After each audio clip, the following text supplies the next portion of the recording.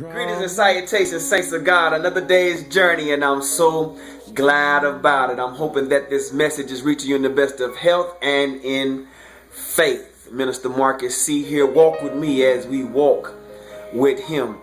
There's a story of two men who were confined to their beds. One had to lay on his back at all times, and the other, he had the chance to sit up for an hour a day to drain his lungs.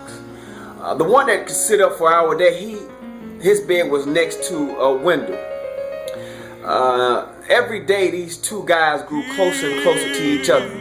They talked about family. They talked about vacation spots that they had went to. They talked about the trips and being in the armed forces. They grew very close to each other.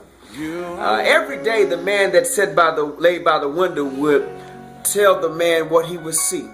He spoke of people walking dogs. He talked of parties. He talked of seeing rainbows. He talked of seeing couples holding hands. He would tell this guy of such beautiful sights that the man that was laying down couldn't see.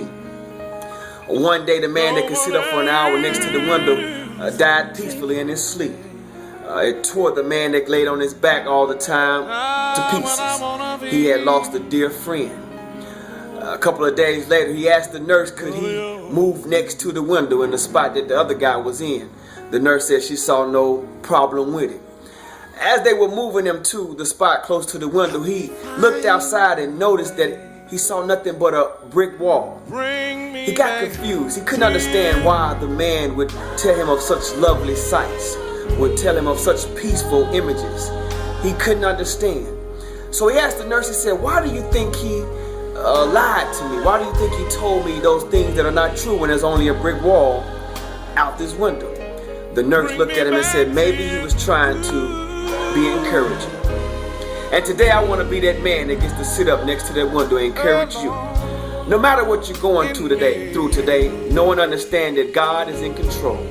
Your steps have already been ordained. Yeah, it may seem tough, but I come to encourage you that God will never leave you in the place that he already has for you. He will always bring you along and never leave you alone. So no matter what you're going through today, be encouraged and keep praying. Keep the faith. And also continue to worship during this time in your life. Because God can and God definitely will. I'm a living, breathing testimony. I want you to be blessed and enjoy the rest of your day.